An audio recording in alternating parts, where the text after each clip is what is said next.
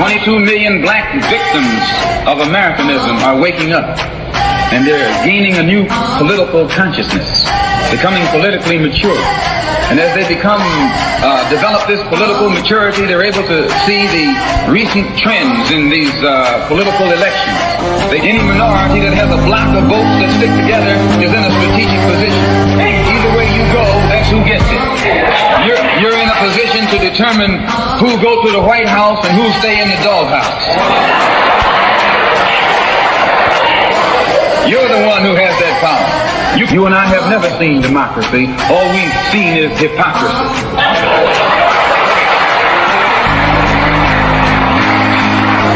When we open our eyes today and look around America, we see America not through the eyes of someone who has enjoyed the fruits of Americanism.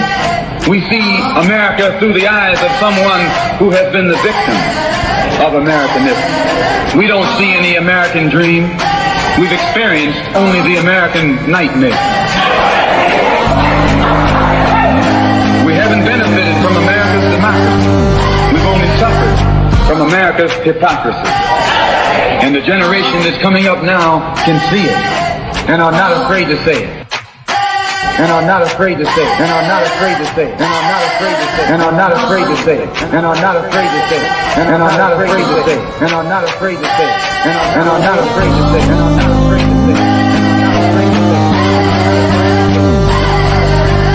And are not afraid to say it. And are not afraid to say it. Welcome, welcome, welcome. This is Black Westchester's People Before Politics radio show, Super Tuesdays edition. Tuesdays, we do the Super Tuesday edition to interview candidates. I am your host, AJ Woodson, along with my lovely co-host, Lorraine Lopez. And our guest for today is County Legislator Christopher Johnson, who is running for re-election. Welcome to the show, sir. Thank you. Welcome back, you mean? Well, I never done Welcome back. Right, you never been on Super Tuesday. There you go. See. Let it be known he's a regular. This is a creation of Lorraine's. We had too many. Every year we have towards the primary we have nothing but candidates. And some people don't want to just see that. So we started a Super Tuesday, still in that name, from the presidential election. And we're interviewing candidates throughout Westchester on Tuesdays to get as many as possible in, and we can still cover some of the issues we need to cover on Sundays. Also, reminder, Sunday, 2 days ago, was our 297th show. We're 3 weeks away from the 300th episode, which is going to be a celebration. So more on that later. That should be around May 16th, I think, Sunday, May 16th. But with that said, I'd like to, again, welcome Chris to the show. Quick announcement, AJ. Quick announcement, Lorraine. Yes. Starting tomorrow at the Armory and every other state-sponsored vaccination site, if you're 16 and over, you can walk in for a COVID shot. You do not have to make an appointment. All right. Get your shots, everybody. Get your shots. That's what's up. That's what's up. So you are running for re-election. This will be your second or third term. Third term. That's right, because you have 2-year terms. Right. And this year you have a challenger. And I saw that the ballot positions came in today. Yep. And you are the second one. You're second. No, yeah, you're second in your district. Yes. Yeah. So, and that's the 16th legislative district that covers. Tell us what it covers. Got West Yonkers, everything north of Getty Square, and then I cut east on Tuckahoe Road all the way to Central Avenue. So Runyon Heights, Seder Lane, Westchester Towers, Palmer Road, all of that stuff over there. It's like it's a really diverse district. But that's why I used to come to the studio all the time. That's your district. That where we were on We Tucker was in Hill. his backyard. Absolutely, Yeah. knock on some doors, get on some before politics, just wrap up the whole thing. Absolutely. Absolutely. So, as always, tell us why the people should vote for you for re-election. Yeah, so just for some more background, I spent 6 years on the Yonkers City Council prior to getting elected to the County Board of Legislators. A little shout out, I think, today in the Real Estate Committee, the Affordable Housing Ordinance. They were working on some amendments, and that passed out of committee. So people look for that and pay attention to what's going on there, as that was my baby when I was on the City Council. But in 2017, got elected to the County Board, re-elected in 2019, and going for my third term now.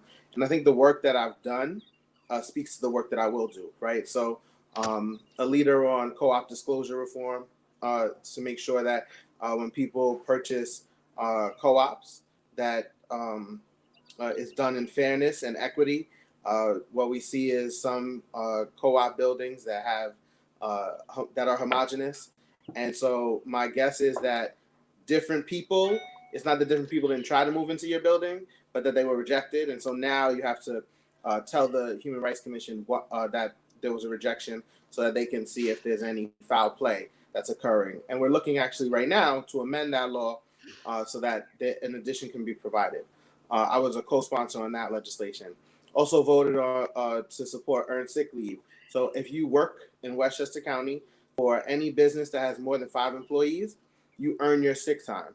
This means when you go out to a restaurant and eat, you know that the waiter or waitress, the server, did not have to make a decision between coming to work sick or staying home to get better, because they can stay home and still get paid. Whereas before, if you were living paycheck to paycheck and you woke up sick one morning, you had to make a decision. Do I struggle or do I go to work sick and potentially make other people sick? So we were able to pass that piece of legislation. This is fresh in my mind because I was working on a questionnaire. Immigration reform. We looked at federal law. We looked at what we want to see, how we want to see our immigrants treated in Westchester County, and we passed the Immigrant Protection Act, which details how our police can interact with undocumented people when they have committed, when they have broken the statute, when they've committed a crime. And so they're treated like, everyone else. And ICE is not contacted unless there's a warrant or something of that sort. So we've kind of set those restrictions.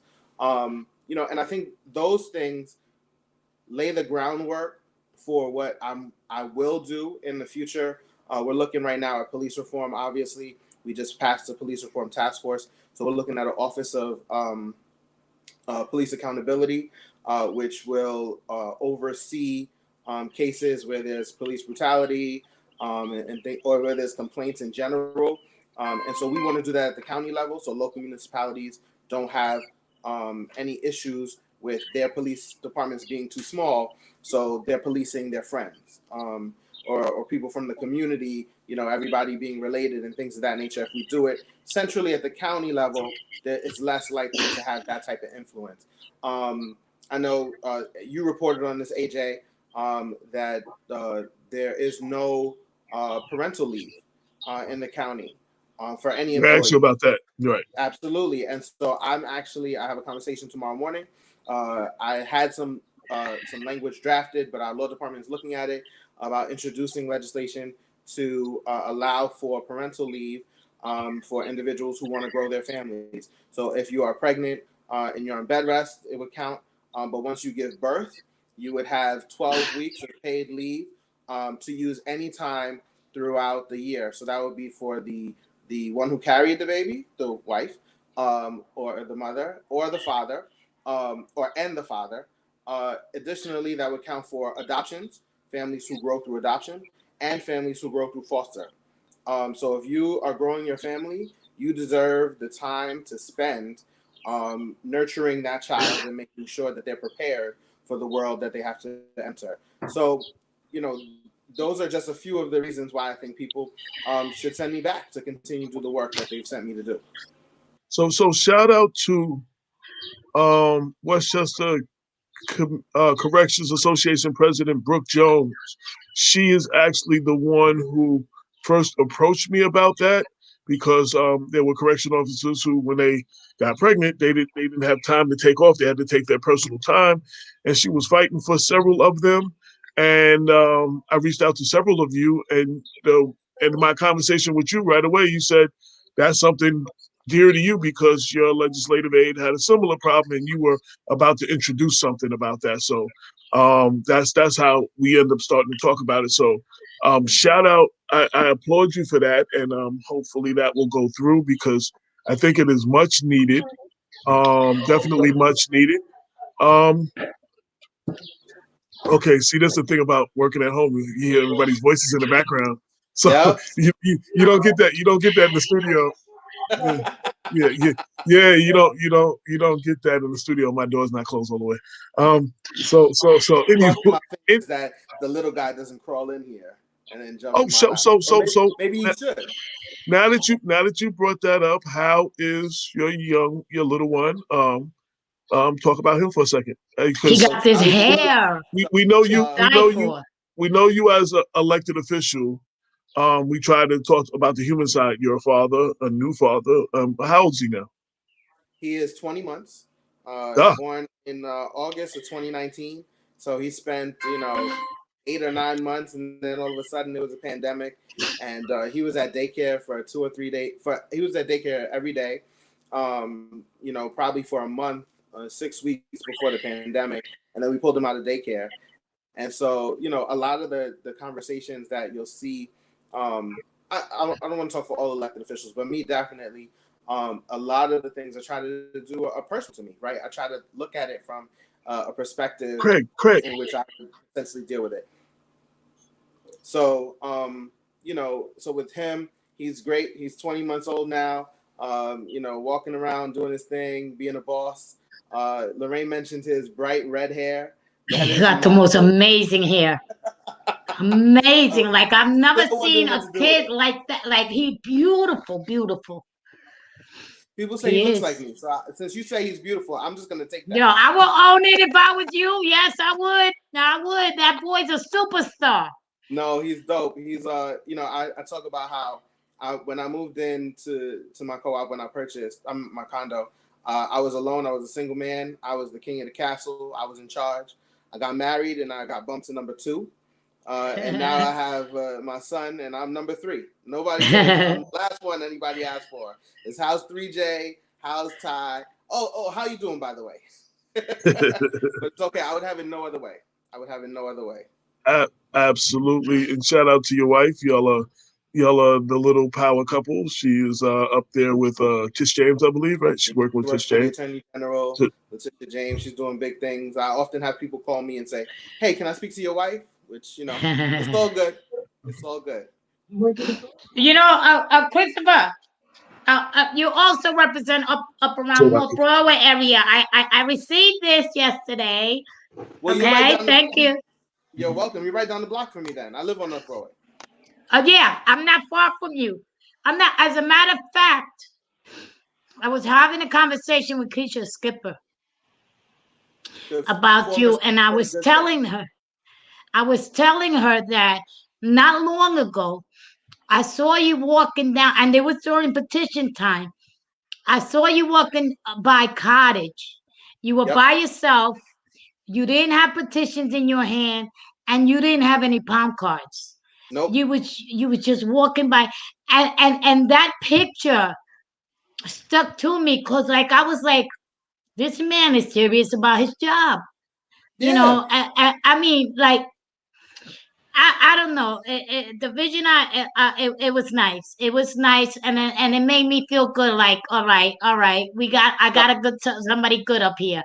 I'll say this, Lorraine. I think that there's no way for me to do my job well if I'm not out in public, if I'm not with people, right? So I don't know what you're going through if I don't get to speak to you about it, right? You only have but so many Facebook friends. You only watch the news but so much, and they only capture but so many things.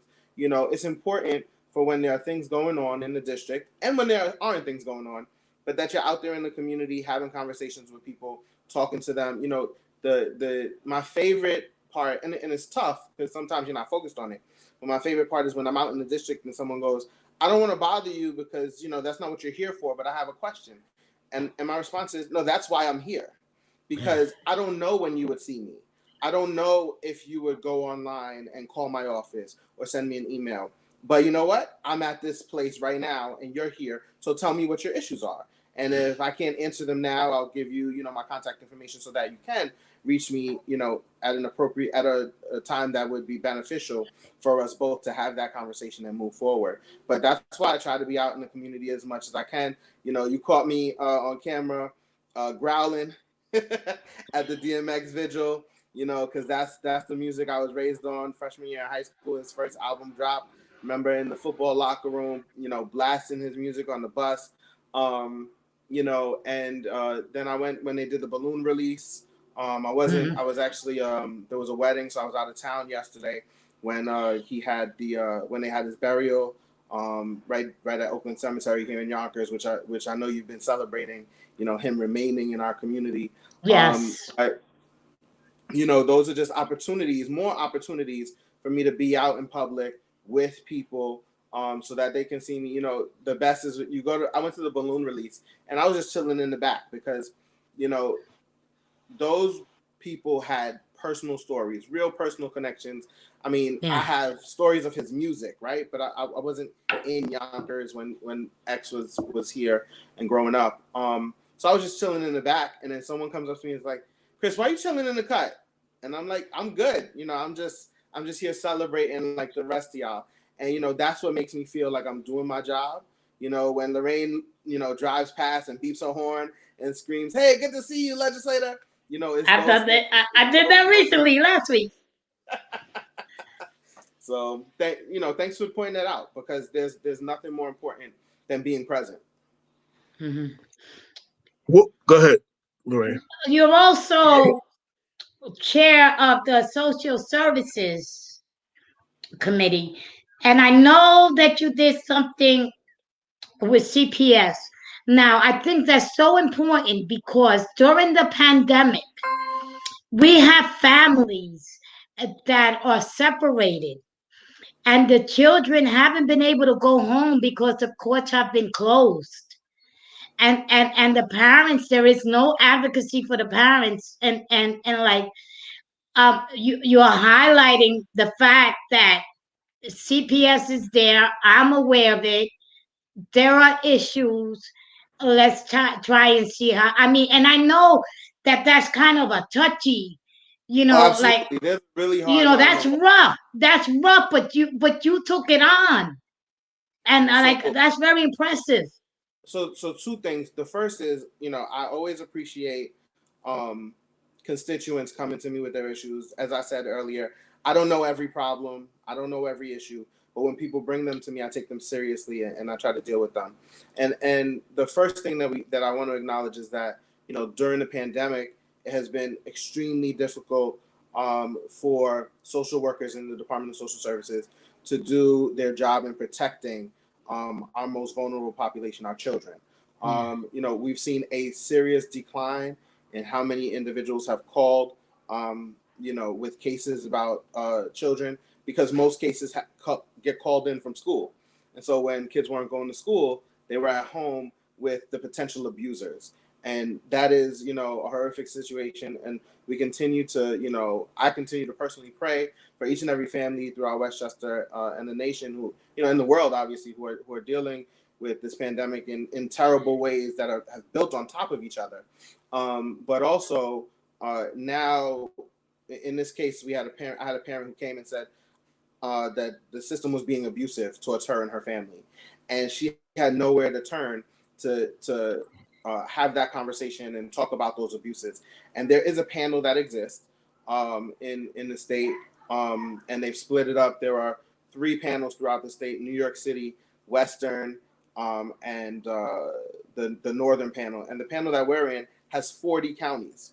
So if this one parent wanted to talk to this panel that had, you know, that represents 40 counties, we know that would have been impossible. But in New York City, the one panel that they have in New York City has 5 regions in it, 1 for each county. So we passed a resolution asking for the state to allow for a Hudson Valley region in our 40 county portion. And so now, the conversation is with our state delegation, asking them to push it and allow it to become law, so that individuals who have issues and have challenges within our system can then actually have a conversation to help create change. Because that's really why elected officials exist, right? So that we can make our laws better, right? Our world is not perfect. And so because it's not perfect, we need to create boundaries, laws, opportunities for people to make their lives better. When we have a perfect world, we won't need elected officials anymore. I'm glad you said that. I get 2 to 3 calls a month, sometimes more, with these sort of issues. And usually when people call Black Westchester, it's because they had nowhere else to go. They had no avenue, or they could get no information. And unfortunately, being small ourselves, there's no way for me to help all of them. You know what I'm saying? So I try when I can, and I try to point them in the right direction. And sometimes it might be just getting them with their elected official that can help them or whatever. But there are several.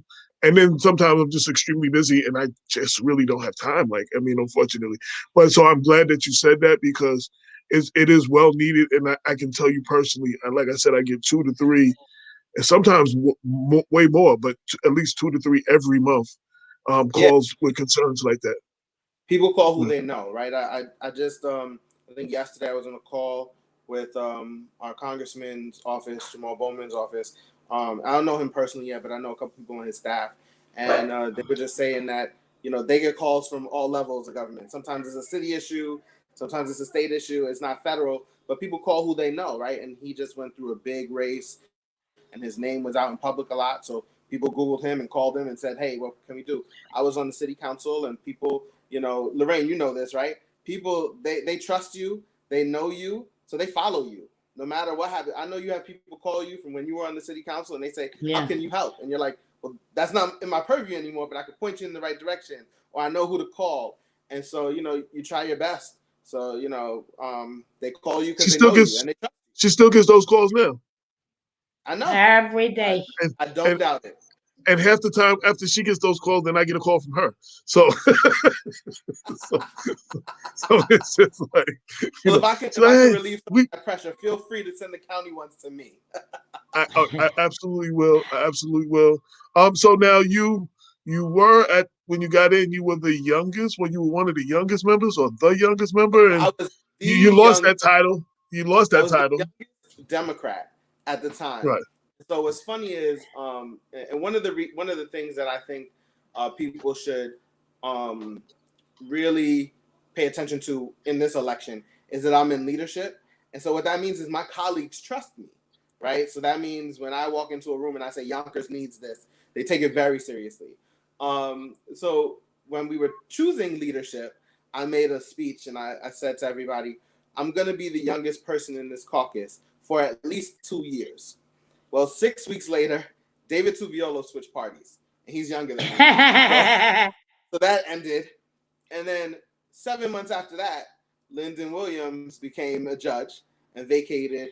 And then not 2 months later, Tyree got elected and now he's the youngest. So I went from being the youngest person in the caucus to third. To a senior member now. Yeah, and I think that's where all the gray hairs, that's what that represents. And I just read today, one of the senior members, Alfreda, is stepping down, and her daughter Jewel, I think, will be replacing her or something like that. Or so that moves you up a little bit more. You got one of the old elders leaving, it moves you up a little bit closer to being the senior. Jewel probably still has some age on me, but I am more senior than her as far as... I will let you say that, and not me. I will let you say that, Jules. He said that, not me, Jules. I think she's like 3 or 4 days older than me. Just like 3 or 4 days. 3 or 4 days. No doubt, no doubt. So what was the going backwards a little bit? What was the biggest difference of being a city councilman for a district in Yonkers? Y'all have districts to being a county legislator, being able to do things from the county level to help that your city. So I think the biggest difference right off the bat is the closeness to the constituency, right? So City Hall is actually in the first city council district. So literally, I could go a week without leaving the district, right? I'd go to the office, I'd go to the supermarket, I'd go to a friend's house, and I'd go home and never leave the district. Now that changed, and so because I didn't have to leave the district, right? Everywhere I went, I probably saw someone who was a constituent, and they felt like they were really close and they were hands-on and so on and so forth. Now, when I go to work, I go to White Plains. So, every once in a while there's a meeting or there's a ribbon cutting or a function of some sort that's in Yonkers, but I got a meeting in White Plains, so I got to call somebody and say I can't be there, or send Shatika, who's my staff person. So I think right there is the largest difficulty, because you're physically removed. And so I can only imagine what that's like for our state representatives and our federal representatives who have to, leave the county to go to their offices. I'm 25 minutes away, whereas before I was a 25-minute walk from my office. So I think that's the first biggest thing. The next thing is the difference in the makeup of the body. I was in the majority for 2 years on the city council, and then the next 4 I spent in the minority. I got to White Plains, and I'm in a super majority, which means I don't even need to get I only need to get half of the people in caucus to agree with me, and we could pass a piece of legislation. Whereas before, I needed to make sure in Yonkers, all 4 of us stuck together when there were 4 Democrats, and then when there were 3 Democrats, I had to do the impossible and try to get a Republican to agree with me. Which at that point was the impossible task. So I think those 2 things are the largest, the 2 singular largest issues. The transition that I think I had to make, though, was going from police, fire, garbage, and schools to going to parks and social services and sewage, to the issues just changing completely. My formal education is I'm a trained guidance counselor, and so not having any kind of impact on the school district, frustrates me from time to time, because I'm like, oh, this is what I think they should do, but I don't have a say officially. So just trying to navigate the spaces, the differences in issues that we tackle. Lorraine? What by the way, your legislative aide, she's very nice. Oh, she's dope. Oh, she's very Absolutely. nice, and she answers quickly. I mean, and she's very, very helpful. What's next on your agenda? So I mean, I know you're gonna win re-election. I mean, from your lips to God's ears. I mean, we know you're coming back. So what's on the agenda? 4A, everybody, 4A. 4. So I think. Oh, you know, wait. You know your number already? Yeah. 4A. So the way it goes on the ballot, right? So the first office is county clerk, and there's 2 candidates. So I think Shanae is first, and then Tim is second. So that's 1 and 2, and then it's county legislature. And so my opponent is before me. So I'm at place number 4. Well, no, actually, you have Teray's. Isn't Teray's district before your district? 13, no, right? So each ballot is so Tyree, there are 3 people. Oh, well, you won't be Tyree. Right. Yeah. So he'll be 3, 4, and 5. Those 3 candidates will be 3, 4, and 5. But in my district, it'll be 3 and 4. Right. I just forgot y'all not gonna be in the same, So can I ask you a hard question? Excuse Can I me. ask you a hard question, Christopher? Legislator Johnson? Was that a setup? Was your opponent a setup? Is somebody trying to tell you you're getting too powerful? Wow. I think only the people can tell you you're too powerful. Did someone put her up to this? Look, I don't think any people have to make personal decisions, right? No one can say, I'm going to put your name on the ballot, and then you say, and it just happens. You have to want it. So, she wants the position. She wants the title. We're going to talk to the people, talk to the voters about, the issues that we feel are important, the issues that I've worked on, and I look to work on in the future. And the people will decide whether or not they think I've done a good job. I'll tell you, in 2015, I had a challenger when I was on city council and running for re-election. And we were in a meeting at public housing. And I spoke and I told everybody what I had done and how I looked forward to continue to serve them. And then my opponent spoke, and she gave her picture of what she believed, how her service would go. And people appreciated the both of us, and that's just the truth. And then she left the meeting, and I was trying to figure out how to kind of set the difference, because what I saw was people like both of us, but she was not clear that I was her opponent. So I took the opportunity. I asked the person running the meeting if I could have 10 more seconds, and I said, "This is me. This is the person who left. She's running against me." And that gave then you saw sparks go off in people's heads, and they were like, "Oh wow!" And they made a decision from there that they appreciated it. They liked the ideas that she had, but they appreciated the work that I had done more. And I have nothing bad to say about my opponent. I've known her for more than 10 years. She's pretty cool. She's pretty cool. I've got only positive things to say. But I don't think that she's as prepared as I am to do the work that's necessary for the district. That's what's up. That was a great answer. And let me just say, for the listeners, and then we're going to post this on blackwestchester.com tonight and then blast it out. Sometimes primary challenges are not a bad thing. They're a good thing because they keep elected officials on their toes. Sometimes when you go through years and years and years, like Wrangle with no challengers, you know what I'm saying? Sometimes and much respect to Wrangle, I've worked with him. Years and years. I haven't gotten to that yet. Right. But I'm just saying, there's a lot of people who have done that where, like, I think Lyndon had several races where there was no challenger for him. And so I can only speak for myself.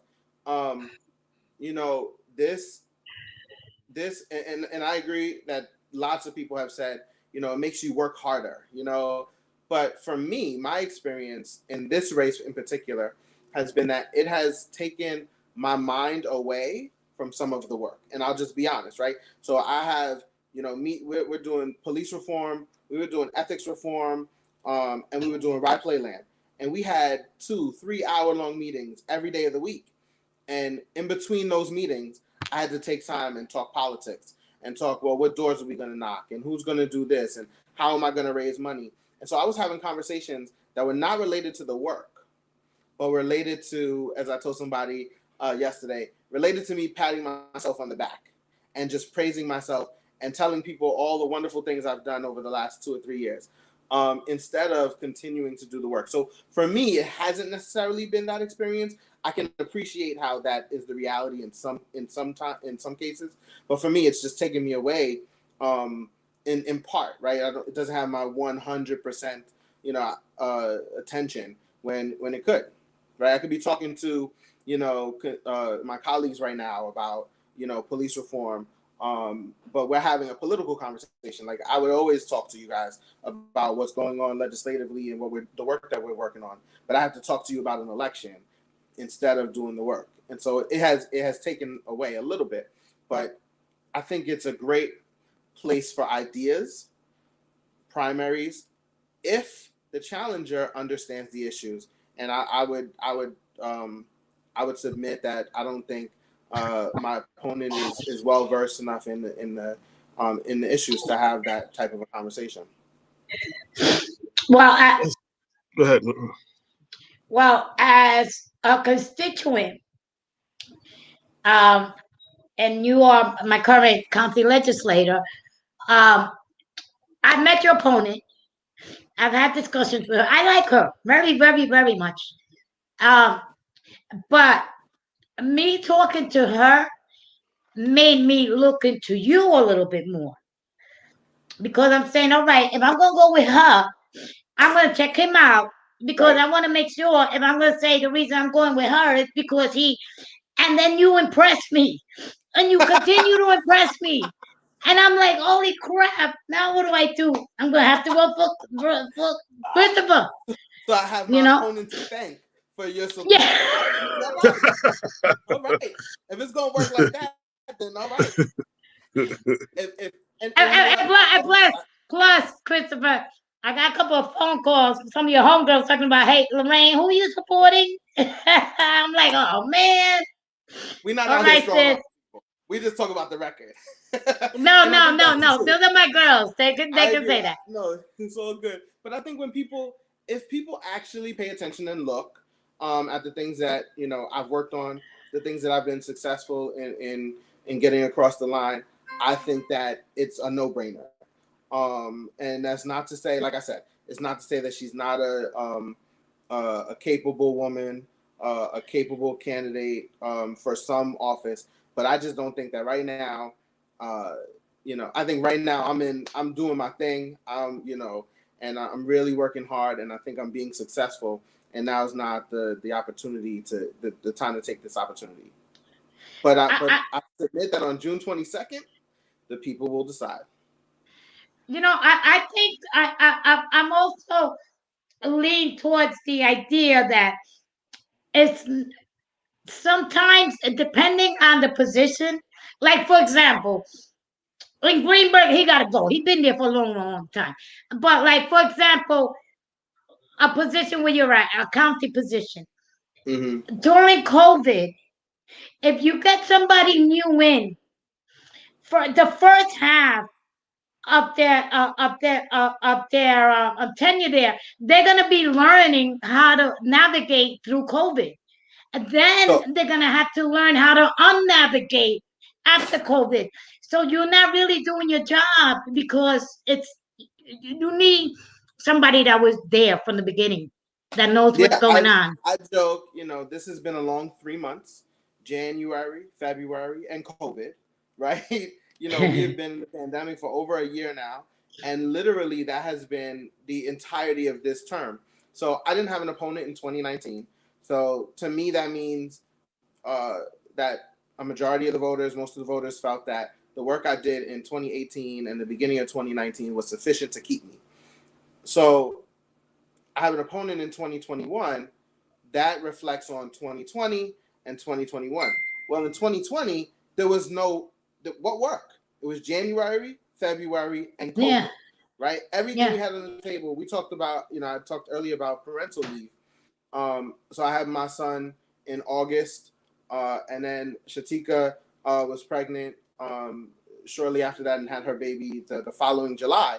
So, in January and February last year, I was like, wow, there needs to be something set for, not just Shatika, but for all county employees. And nobody had ever had that or worked on that before. So in February, I'm working on this law, and then COVID hits. And the law, it just drops to the side, and it's not a focus anymore because there's a crisis at hand. And so we work through the crisis until we can get back to a point where we can think about those legislative items again. And we're here now. But like you said, Lorraine, I have 3 colleagues who have only experienced COVID as elected officials, and now we're in this election season. And as we move forward, they're going to have to learn how to work in a non-COVID situation. And those of us who worked through this last term can get back to what we were doing, and hopefully we've learned how to do it better. And so that's what I hope, the voters see, and on June 22nd and the 10 days before during early voting, that they fill in my bubble, the bubble next to my name. Wait. There's 10 days early voting before June 22nd? Yes. Well, that's good to know. It was last year too. Yep. So we started.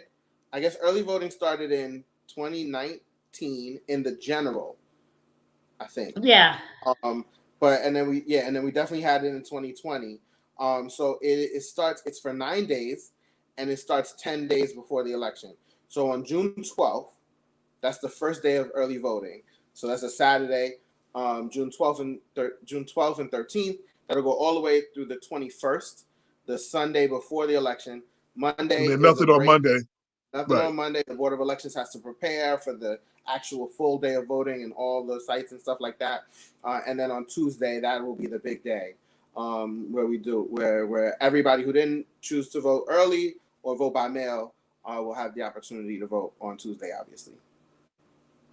One thing I can say, personal experience. So, when you were sitting on city council, we always talked about working together. When Jared Rice had us come through, Andre Wallace and myself come through and help him set up the My Brother's Keeper, be instrumental in that, Right. which was the first city. Then we were going to try to, and we had the conversation about a coalition, you know what I'm saying? And we were going to try to equally work on it in Mount Vernon and then equally work on it in Yonkers. That didn't go that way though. But I mean, you were right there at the table, like you was willing, you know what I'm saying, to move with that. And then when I know I met with you shortly after Tyree got in, and one of the things I said is, I want you to take the younger brother under your wings and show him the ropes. You know what I'm saying? And Yep. that's how we have to do for each other. Absolutely. You understand what I'm saying?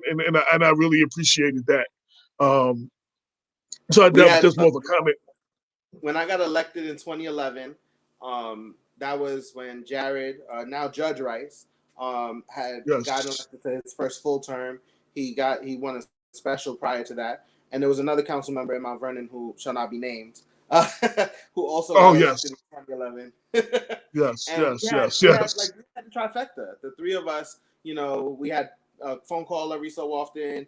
We got together for lunch, once or twice to talk about the issues that each of our communities are dealing with and how us as young Black men could approach our colleagues and support one another across municipal bounds.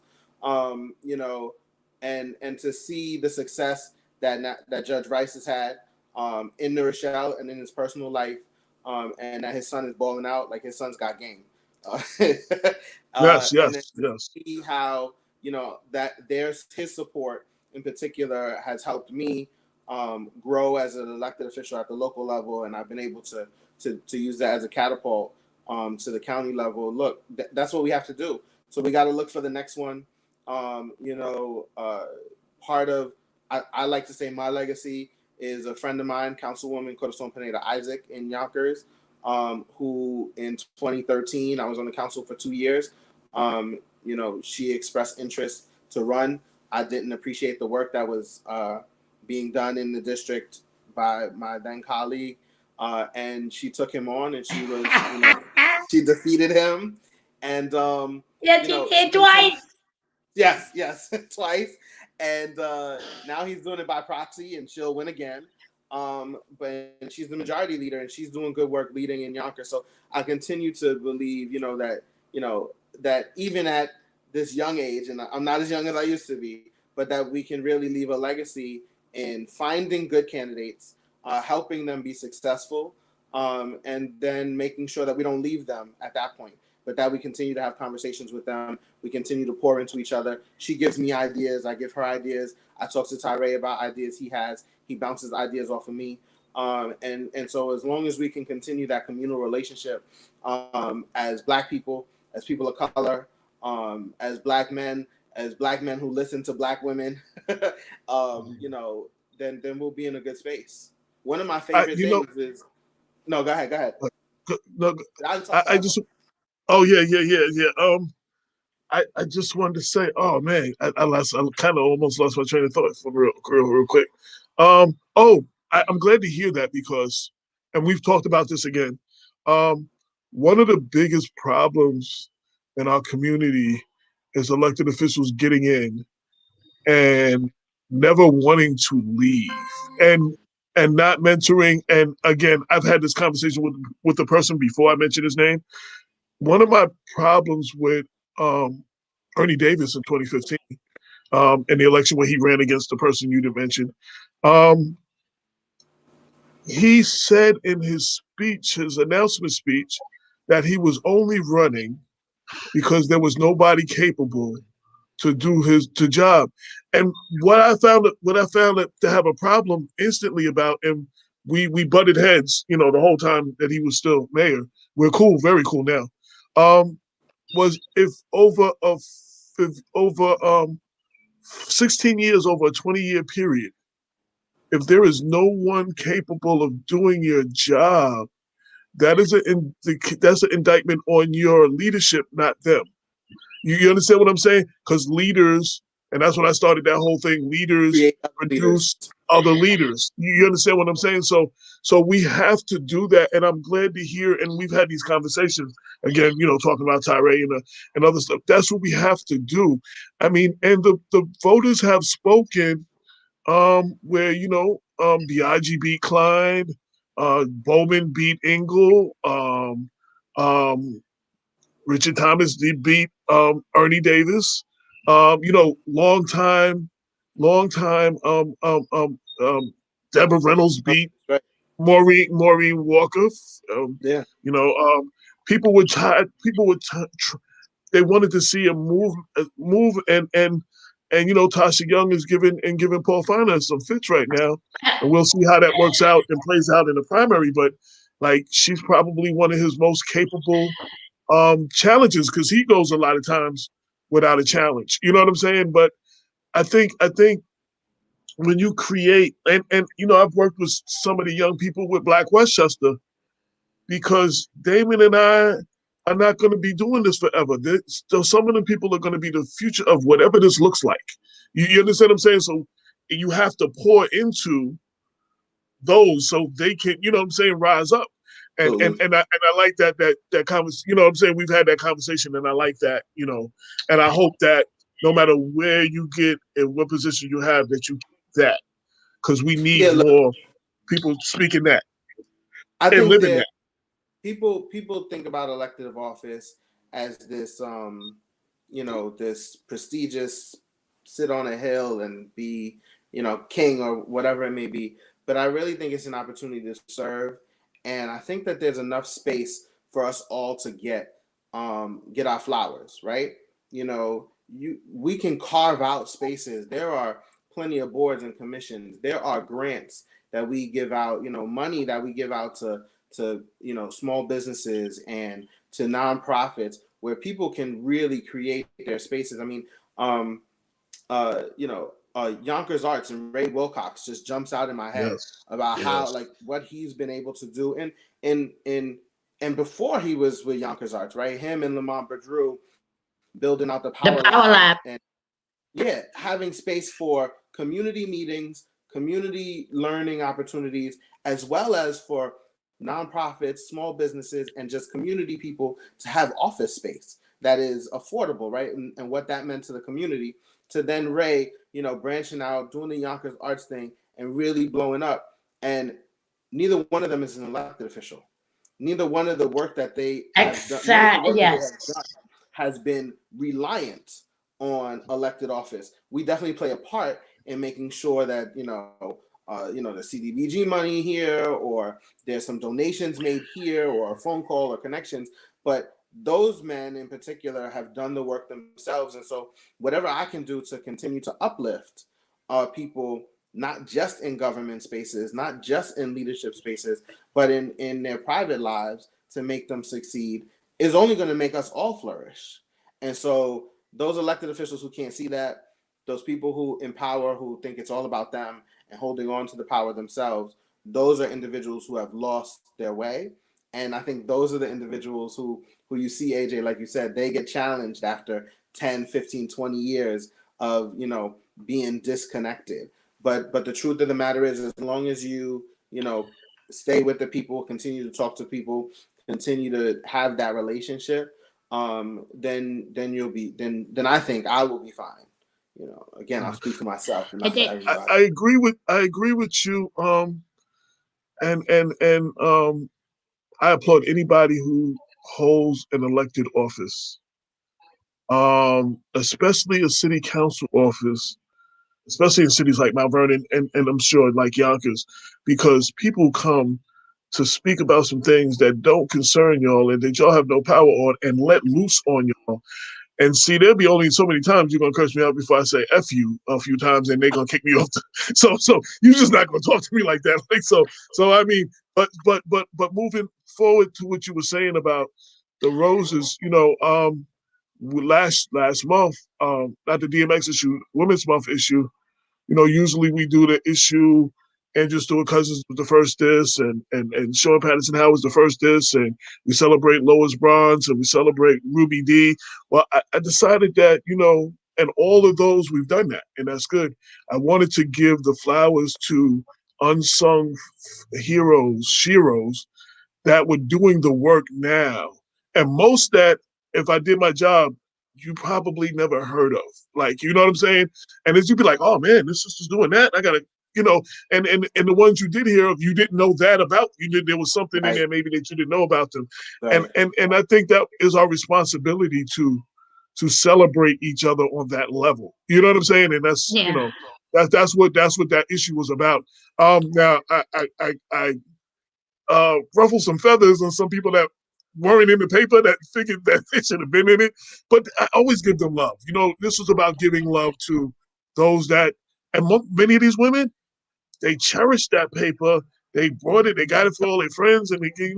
they a lot of them. That was the first time they had ever really been in a paper. You know what I'm saying? And they really and truly that they've been recognized for the work that they're doing, in which so many cases is life changing. Before we move on, I want to touch on what Christopher said. I can't tell you, and I'm sure you have. We've all heard it. With people that work in the community say, "I want to run for office. I want to run for mayor. I'm going to run for city council. I'm going to run for county legislator." They don't even know who their legislator is. And sometimes you just have to have that honest conversation and tell them, you're an excellent organizer. Be the best at what you are, where you're at right now, because that's where you're needed.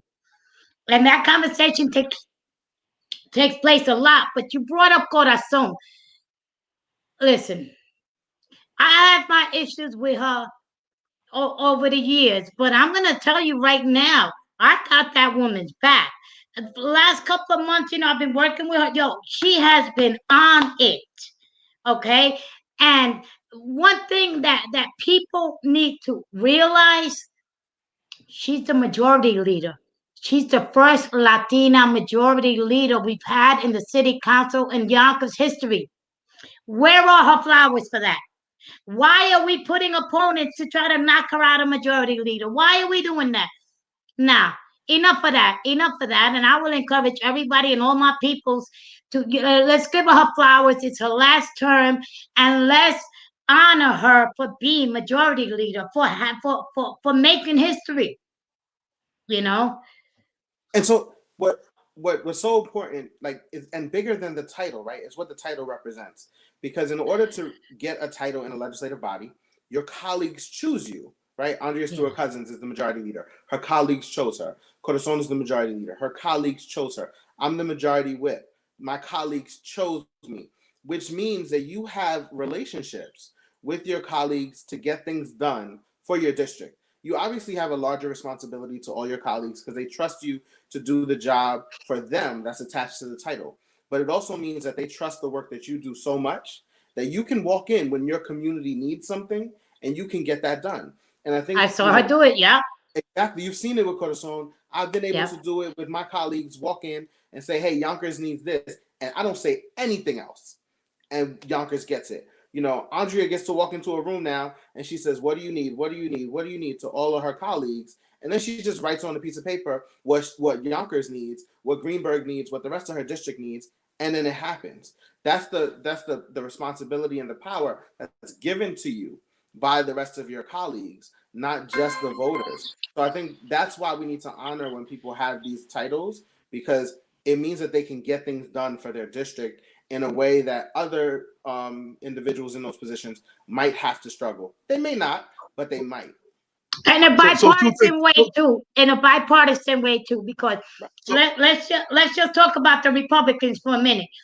If you were able to get the support of the Republican Party, that's not a bad thing. Of your Republican colleagues, because at the end of the day, you're gonna argue in front of everybody. You're gonna disagree, but then you're all gonna sit down on the table, and whatever it is that you voted on, whether you like it or not, you're gonna work together, and it happens. So like that false thing, they gotta stop that too. Go First ahead, thing AJ. I I'm did sorry. when I got to the county board was meet with all of my colleagues. I tried to have I still have one that we're trying to get together for lunch or something. But because I want to know about your district, I want you to know about my district.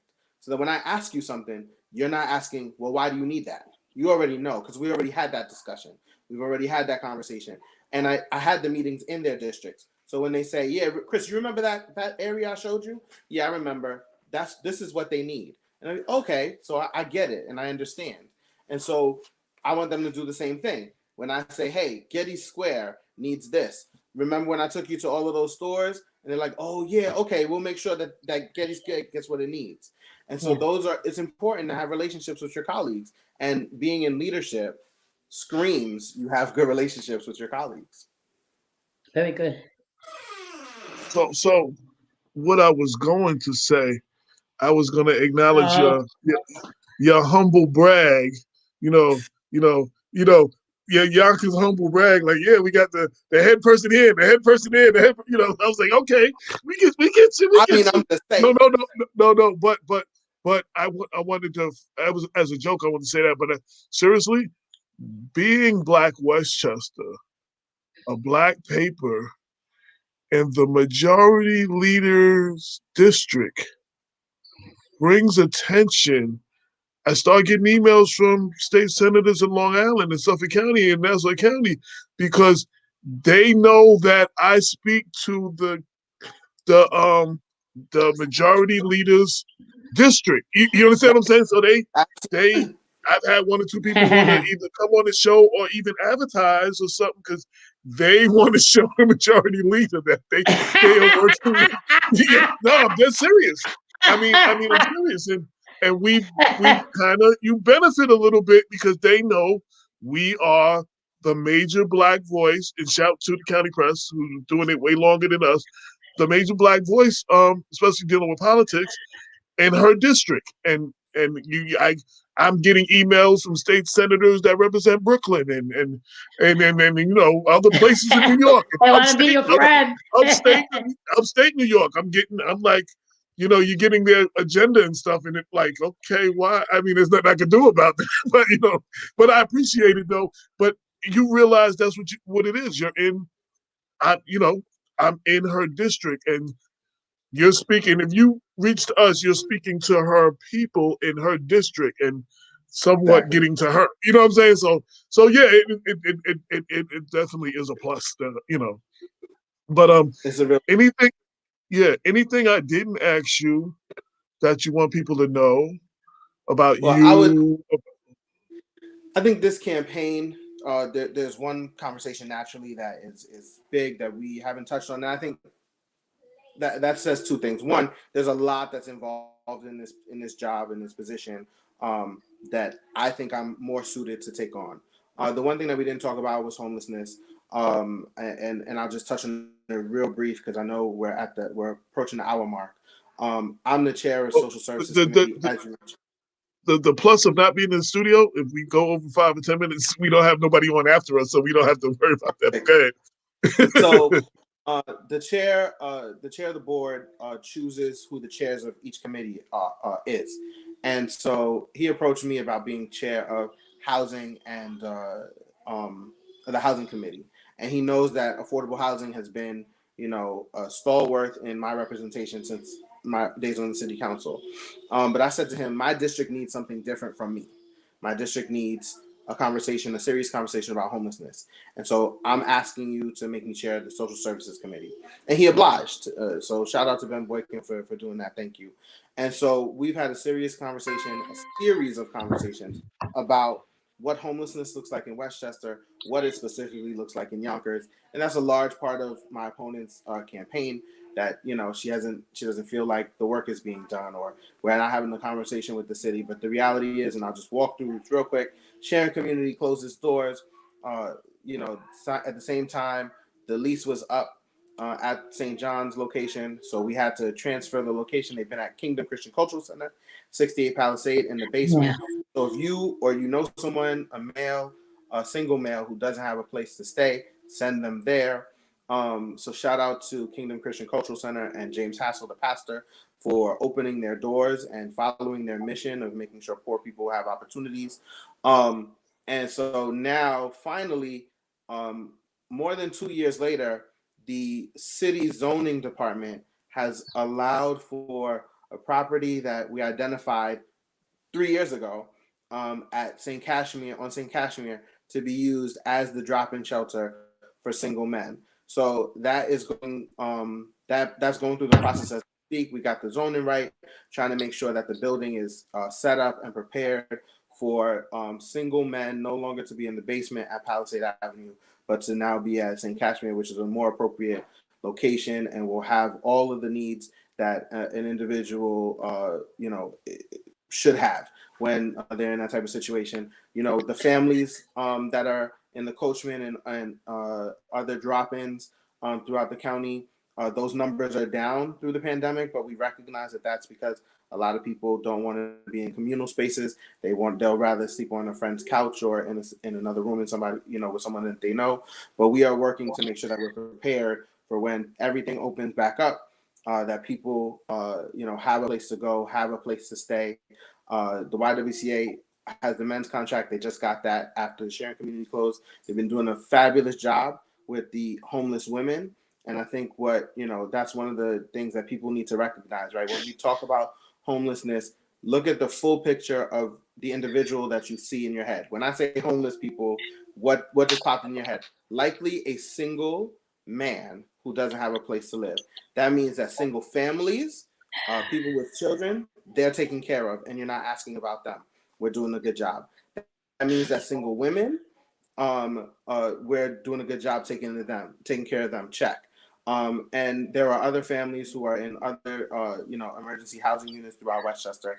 And then we need to make sure that we're doing the right thing by individuals who have mental health issues, who are addicted to a substance, so on and so forth. And then the last thing I will say is I was able to get a pilot program in Yonkers that has now expanded to Mount Vernon and Ossining courts, I believe, that says anyone who receives an eviction notice that falls within a certain income level will get an attorney when they go in court. And so 95% chance that they'll stay in their housing. So that's stemming the tide of homelessness. We started that program in the Yonkers only, and it did well. So we expanded it. We are this year doing a study to see how much it would cost for us to do this throughout the entire county and make sure that everyone who gets an eviction notice gets an attorney when they get to court. So when we talk about homelessness, I'm trying to tackle it from each and every position. When people still have housing, will poor people get evicted, and the people who are, currently unhoused, finding opportunities for them to have housing. I have to say, so when we first started the show, we have a lot of different guest co-hosts and stuff. One of them was Laura Case, who was a homelessness advocate. And I think she said she couldn't get in touch with City Hall or whatever she was saying. And I texted you while we were on the air and you called in. And she was able to ask you questions. And I think y'all exchanged numbers and, y'all were able to try to work on some stuff. And in the conversation following up, it came to some of that is not the city of Yonkers, some of that was the county. So now you're on the county level. You know what I'm saying? So I'm glad to hear that you did not forget that and that you are trying to address it, because that was the thing. It was like only so much Yonkers could do because it was a county issue. You know what I'm saying? With some of those places. So I hope that you continue that. And lastly, I wanted to ask you, I don't know if you didn't see Sunday's show, it's on. We had Dr. Benjamin Chavis on. And they were talking about a menthol cigarette ban. And it's something that many municipalities are working on. And from what they said, because they're advocating around the country, it's something that's coming to Westchester. The conversation is something that you and your colleagues will be discussing soon and maybe voting on whether to ban. And they were. I would ask that you watch the show to see Okay. what they had to say. And they talk about a ban like that would affect, minority communities, and then maybe, and as a smoker, cigarette smoking is a health issue, but with the ban, you're making it a criminal justice issue, and then creating more interaction with police and our community. Another reason to stop, message on the street because you're smoking Right. is Right. so they made valid points, and I told them that all the elected officials that I come in contact with, and as they were talking, one of them got a text that said this conversation is coming to Westchester. I don't know when. I don't know if it's already started, but it is something that I've heard it, but it was a while ago. There's been a pandemic in between conversations. We raised the smoking age from 18 to 21, and at that time there was a conversation about whether or not we should do it, but that conversation kind of went to the wayside. I wouldn't be surprised, if it comes back, and it'll be a real conversation. But I'll listen to Sunday's show to hear the different perspectives, because, like you said, right, it's a great thing for the health of Black people in particular, who are the highest smokers with regard to menthol cigarettes. But it's a negative thing because it's just another opportunity to have an interaction, and we saw what happens when that happens to Eric Gardner in Staten Island. And and one of the examples, and I'll just say this and move on. So one of the examples, so Dr. Bob, who's not an avid smoker, but when he smokes Marlboros in the red and white box, which is not menthol. But if I'm with him and I ran out of cigarettes and I'm on my way to the store, I'm going to grab one of his. So if I was standing on the corner smoking one of his cigarettes, you could not tell that I wasn't smoking a menthol if you were looking to stop people, to just stop them on the, you know what I'm saying? Like, you just see me with a cigarette, and because I look like I look, you assume I have a menthol. And if there's a ban, that just gives you the excuse to, kind of almost like stop and frisk me because I'm smoking a cigarette. So there were conversation on that, and they said, smoking has gone down with education, and it's a health problem, and let's try to tackle it that way as opposed to putting a criminal justice arm on it. So because this may come up and y'all may have to deal with that soon, if you can watch the show from Sunday, and Dr. Chavis, much respect to him, and the other two guests that were there. They I had nothing but respect for Dr. Benjamin Chavis. Like, I was honored he even wanted to be on my show, and he's been hitting me talking about, yo, thank you for your leadership, my brother. Like, ever since. So I'm like, when you get the thumbs up from Dr. Chavis, you're doing something in that community. Yeah. So that's I said I would spread the word, and you're the first. We'll county probably look at it legislator. from a sale point. If I to speak out of turn, it will probably be illegal to sell, not to smoke.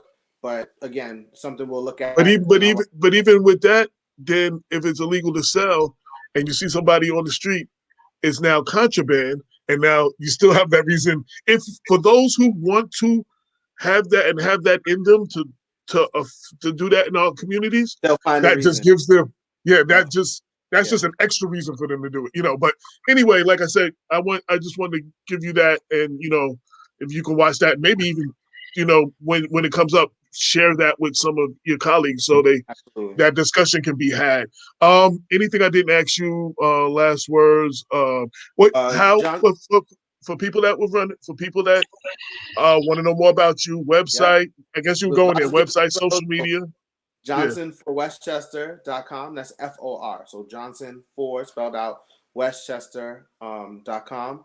Or you can find me on social media at HON Chris Johnson. That's on Twitter, Instagram, and Facebook, obviously. So at HON Chris Johnson.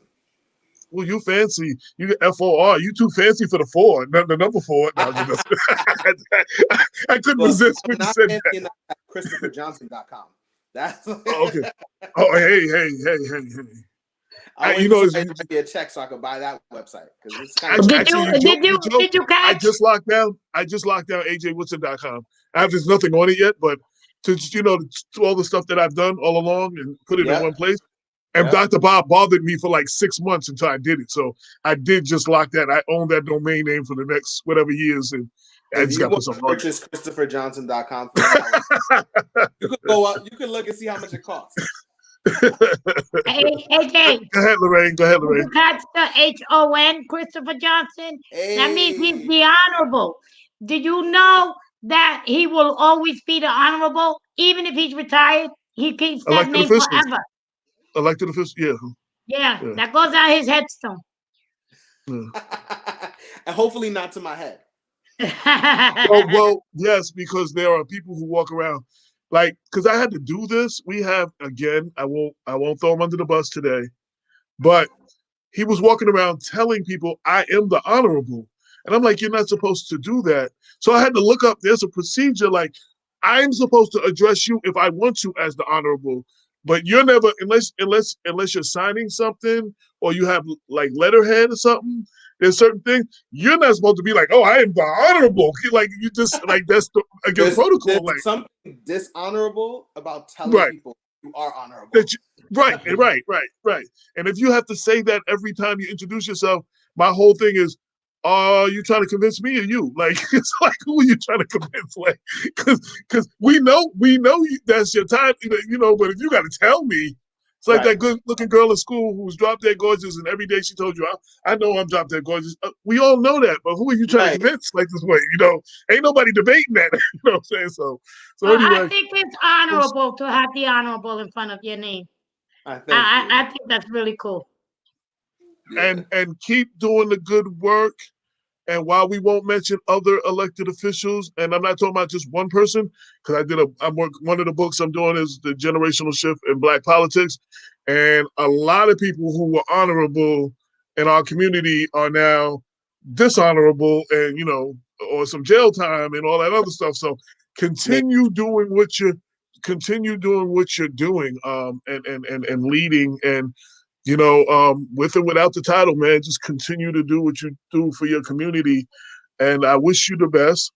Thank you. And as always, you have an open door when you want to address the people, whether you want to write a letter or something for the paper or the website, or whether you want to appear on the show, you already know. Appreciate that. That's what's up. You go back. I will say we go back. You've been one of those that have been with us since we started in 2014 or shortly after. You've been with us. You've been at the show. You've supported, so definitely, and keep supporting, yes, and we definitely, we wish you well. Any last word, Lorraine? Anything else? No, I just want a quick shout out, Willie Colon. Yes. Keep him in the thoughts and prayers. Him and his wife. Him and his wife. His wife is at the hospital, but she's still going to, it's difficult right now. I changed my post because of your brother. And I saw him say him and his wife, and I just said him. And from now on, when I say him. I'm praying for him and his wife because I just said I was praying for him. So I was like, then I saw your brother's post, and I was like, oh, I forgot his wife. So that's why I say that every time I say that. You met his wife at Hector's house a couple of times. No. I'm just saying, but in my thing, it said praying for my friend, Willie Colon. And I read your brother said praying for Willie and his wife. And I was like, oh, I forgot his wife in the post. Oh, so yeah. I now say that's what when you said Willie, I said and his wife, and I will do that every time.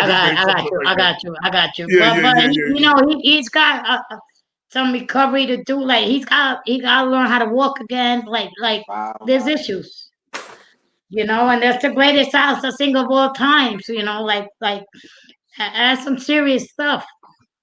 And on top of that, when we interviewed him, and I just want to say this, he was and is a big social activist. He put in a lot of work in the maybe, I don't know if it was the civil rights or shortly after that time, but he put in work from then. And he worked for the Bloomberg administration, yeah. Right. And he as an activist stood with some of our African American activists, and he said a lot back then we worked more together. Now they allowed us to we allowed them to divide us, but Black and brown was right there. Like we was right there on all that.